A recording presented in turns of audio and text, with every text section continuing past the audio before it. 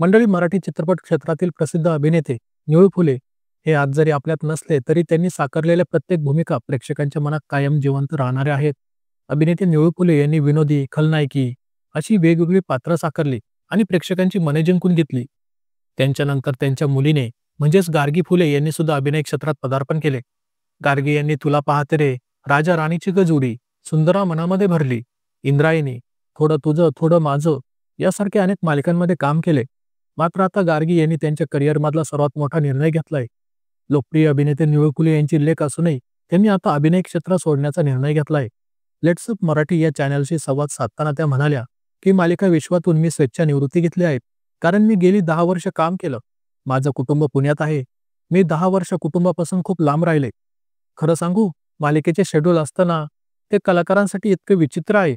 Passion असेल तर मराठी मालिका विश्वात काम करावं. बाकीच्या दृष्टीने आरोग्याचा असो किंवा इतर तर खूप त्रास होतो. शिवाय चॅनलचं प्रेशर, निर्मात्याचं प्रेशर असतं. यामुळे स्वतःसाठी वेळ मिळत नाही. शिवाय तब्येतही बिघडते. अभिनय क्षेत्र हे बेभरवशाचं आहे. यात काम केल्यानंतर समाधान मिळत नाही, असंही त्या म्हणाल्या आहेत. म्हणजेच आता गार्गी फुले यांनी अभिनय क्षेत्राला रामराम ठोकला आहेत. गार्गी यांनी अभिनय क्षेत्र सोडले असले तरी ते आता करिअरची नवीन सुरुवात करतायत. नुकतंच त्यांनी सॉलिट्यूड हॉलिडे या नावाने ट्रॅव्हलिंग ॲप सुरू केलंय. या ॲपच्या माध्यमातून गार्गी फुले या पर्यटकांना जगाची ओळख करून देणार आहेत. लवकरच त्यांचा दुबई दौरा सुरू होतोय.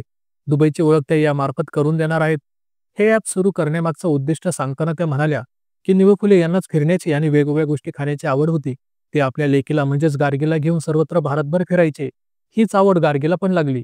तिथूनच ही कल्पना त्यांना सुचली, अशी माहिती गार्गी फुले यांनी दिली. तर अभिनेत्री गार्गी फुले यांना या नवीन करिअरसाठी खूप साऱ्या शुभेच्छा. गार्गी फुले यांचं सॉलिट्यूड हॉलिडे हे ॲप गुगल प्ले स्टोअरवरती सुद्धा अवेलेबल आहेत. तसंच त्यांची वेबसाईट सुद्धा आहेत. आणि तुम्हालाही त्यांचं हे ॲप बघायचं असेल किंवा त्यांची वेबसाईट बघायची असेल तर त्याची लिंक या व्हिडिओखाली डिस्क्रिप्शनमध्ये दिलेली आहे.